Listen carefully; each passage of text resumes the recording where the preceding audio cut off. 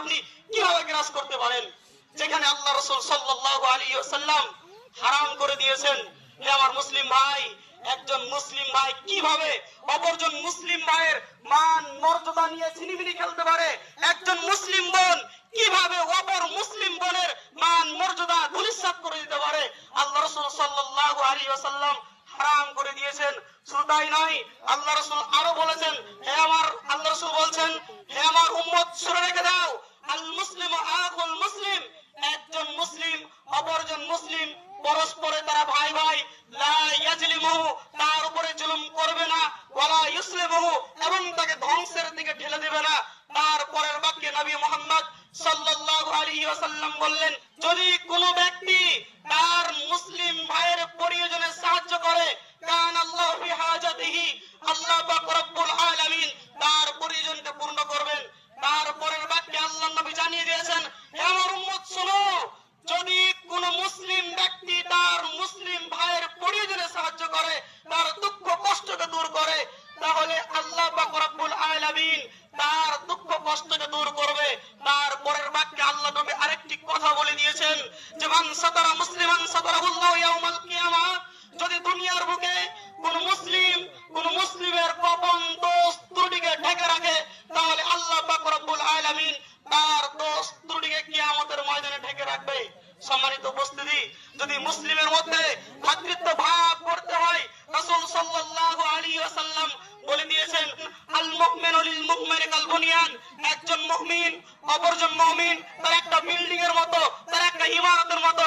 রাসূল সাল্লাল্লাহু আলাইহি ওয়াসাল্লাম এইভাবে বুঝিয়ে দিয়েছেন, যেমন একটা ইট অপর ইটের সঙ্গে লেগে একটা ওয়াল তৈরি হয়েছে, একটা ওয়ালের সঙ্গে লেগে আরেকটা ওয়াল লেগে একটা রুম তৈরি হয়েছে, একটা রুমের সঙ্গে আরেকটা রুম লেগে যেমন একটা বিল্ডিং তৈরি হয়েছে। রাসূল সাল্লাল্লাহু আলাইহি ওয়াসাল্লাম এই কথা বলতে বলতে আল্লাহর নবী তার দুই হাতের উংলিকে এইভাবে প্রবেশ করালেন আর বললেন, হে আমার উম্মত শোনো, যদি মুসলিমদের মধ্যে যদি ভ্রাতৃত্ব ভাব করতে হয়, তাহলে একজন মুসলিম অপরজন মুসলিম এইভাবে লেগে থাকবে দুনিয়ার বুকে, তাহলে কোনো বেজাতি তোমাদের উপর আক্রমণ করতে পারবে না। আজকে প্রত্যেকটা মুসলিমকে আমি উদাত্ত আহ্বান করছি, হে মুসলিম এক হও, কে হানাফি, কে ফরাজি, কে দেওবন্দি আমরা চিনি না, আমরা চিনি আমরা মুসলিম। আজকে আমাদেরকে ঐক্যবদ্ধ হতেই হবে। আমরা মুসলিম, কে হানাফি, কে দেওবন্দি, কে ফরাজি, এই দেখে লাভ নেই। কেন আজকে বেজাতিরা আমাদেরকে হত্যা করতেছে?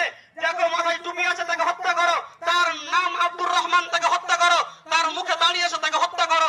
আজকে মুসলিম জাতি একবারে সব থেকে নিচু তলায় চলে গেছে। হে আমার মুসলিম ভাই, আজকে আমাদেরকে এক হতে হবে। সকল ব্যক্তি যে যা ভাইয়ের সঙ্গে অন্যায় করেছেন, অপরাধ করেছেন, আজকের দিনে ঈদের সালাতের পরে পরে, আজকের খুতবার পরে পরে ভাইকে গিয়ে বলতে হবে, ভাই আমাকে ক্ষমা করে দাও, এতদিন তোমার জমি আমি অন্যায় ভাবে হক্ষণ করেছি, জমি ফেরত নাও, তুমি আমাকে ক্ষমা করে দাও। এইভাবে ক্ষমা করে দিয়ে একে অপরের মধ্যে ভ্রাতৃত্ব ভাব করতে হবে।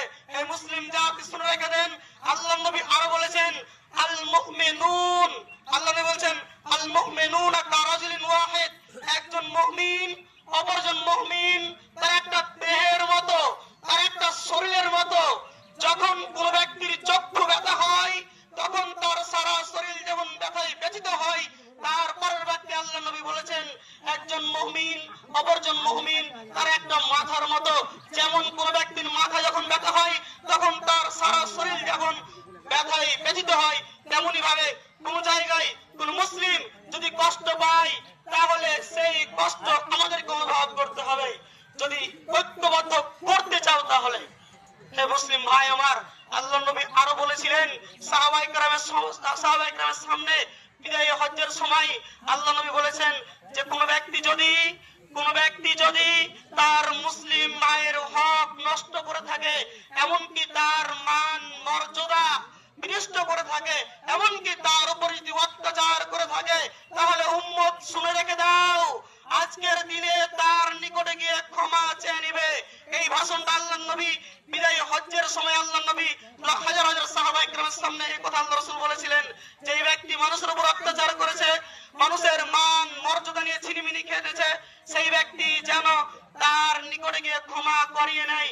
কোন দিন আসার পূর্বে পূর্বে, যেই দিন থাকবে না মানুষের কাছে টাকা, যেই দিন থাকবে না মানুষের কাছে পয়সা, সেই দিন আসার পূর্বে পূর্বে, তার মানে মৃত্যুর আপনার কাছে পয়সা থাকবে না, তখন আপনার কাছে থাকবে শুধু নেকি। সেই দিন আল্লাহ নবী বলেছিলেন, যদি কোনো ব্যক্তি মানুষের উপর অত্যাচার করে থাকে, আর যদি ক্ষমা না চায়, তাহলে কিয়ামতের ময়দানে তাকে নেকি দিয়ে পরিশোধ করতে হবে। যদি নেকি না থাকে, আপনি যার উপর অত্যাচার করেছেন, যার জমি দখল করেছেন, যার টাকা পয়সা জোর জবরদস্তি শক্তির জোরে ছিনিয়ে নিয়েছেন, সেই দিন তার গুনাহগুলোকে আপনার উপরে চাপিয়ে নিয়ে শেষ পর্যায়ে আপনাকে জাহান্নামে নিক্ষেপ করা হবে। হে মুসলিম ভাই, যদি ভ্রাতৃত্ব ভাব করতে হয়, যদি ঐক্যবদ্ধ হতে হয়, তাহলে মুসলিমদের সম্পদ মুসলিমকে ফেরত দিতে হবে। যদি কোনো ব্যক্তির উপর অত্যাচার করে থাকেন, তাহলে তার নিকটে গিয়ে ক্ষমা চাইতে হবে। যদি ভ্রাতৃত্ব ভাব করতে চান, আজকে আমাদের ভারতবর্ষে যদি মুসলিমদের ভ্রাতৃত্ব ভাব না থাকে, ভ্রাতৃত্বের বন্ধনে আবদ্ধ হয়ে না থাকে, তাহলে মুসলিম জাতি সঠিকভাবে ভারতবর্ষে বাস করতে পারবে না। যেভাবে হিন্দুরা আমাদের উপরে, জাতিরা আমাদের উপরে আক্রমণ করতেছে, হে আমার মুসলিম ভাই, আজকে মুসলিমরা কেন, অমুসলিমরা কেন আমাদের উপর আক্রমণ করছে?